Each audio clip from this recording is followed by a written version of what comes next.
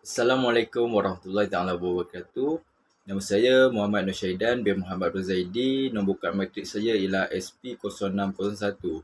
Saya memilih tajuk ekosistem hutan paya bakau dan saya akan membentangkannya.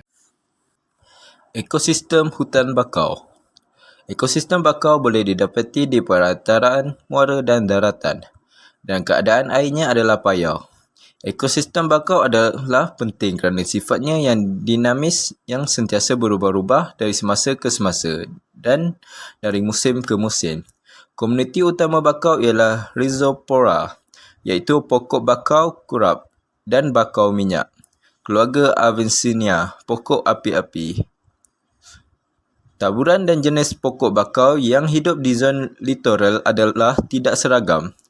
Perbezaan ini disebabkan pengaruh banjir, pasang surut air laut menyebabkan setiap zon mengalami perubahan-perubahan tertentu. Terdapat dua jenis komponen yang ada di dalam ekosistem hutan paya bakau, iaitu komponen biotik dan komponen abiotik.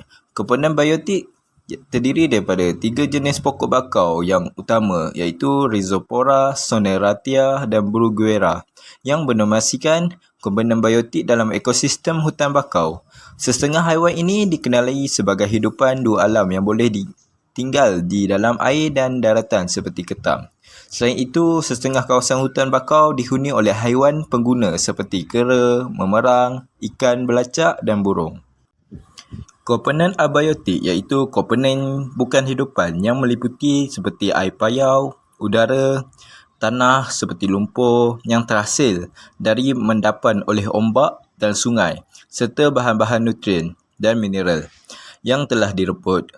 Zon hutan bakau dianggap sebagai zon makanan bagi pelbagai spesies. Rantaian dan siratan makanan dalam ekosistem hutan paya bakau. Ekosistem hutan paya bakau mempunyai rantaian dan siratan makanan yang tersendiri. Pokok bakau merupakan pengeluar makanan utama dalam ekosistem hutan paya bakau. Pokok bakau membuat makanannya sendiri melalui proses fotosintesis setelah mendapatkan tenaga dari matahari. Hidupan dua alam mendapat sumber makanan di air daun dan buah pokok bakau yang gugur dan jatuh ke tanah. Apabila serasah daun bakau ini jatuh ke dalam air, maka ia akan diuraikan oleh mikroorganisma seperti bakteria dan fungi untuk menjadikan nutrien. Nutrien menjadikan sumber makanan pengguna primer dalam ekosistem paya bakau. Pengguna primer akan menjadi sumber makanan kepada pengguna sekunder yang lain. Zooplankton juga memainkan peranan yang penting dalam serantaian makanan ekosistem bakau ini. Ia menjadi penghubung antara pengeluar primer dengan pengeluar tertiar.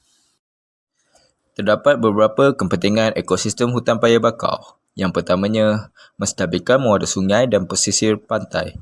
Pokok bakau yang berakar, berceracak dan tumbuh dengan padat dapat mengurangkan pengaliran sedimen iaitu bahan enapan dari kawasan muara dan pantai.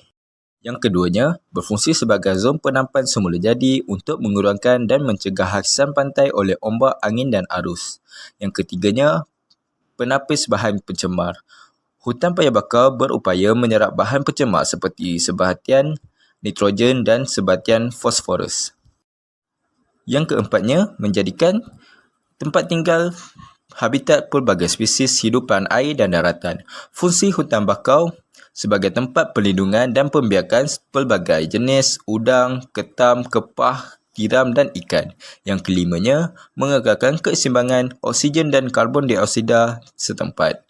Tumbuhan bakau yang menghijau menyerap karbon dioksida dan membebaskan oksigen menerusi proses fotosintesisnya.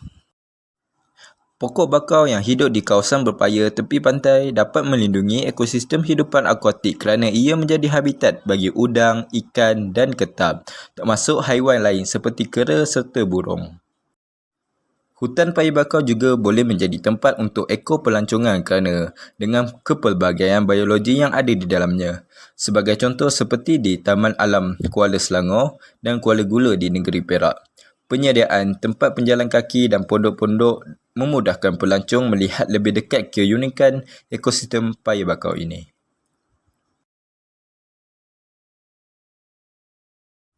Kesimpulannya, kawasan Paya Bakau merupakan kawasan warisan negara yang amat berharga kerana pelbagai fungsi biologikal, ekonomi serta fizikal yang dimainkan. Anggapan sesetengah pihak bahawa kawasan Paya Bakau sebagai kawasan pembuangan dan tidak seindah kawasan lain yang perlu diubah. Marilah kita bersama-sama menjaga ekosistem yang ada di negara kita supaya dapat bersaing dengan negara-negara di antarabangsa. Sekian saja daripada saya. Terima kasih.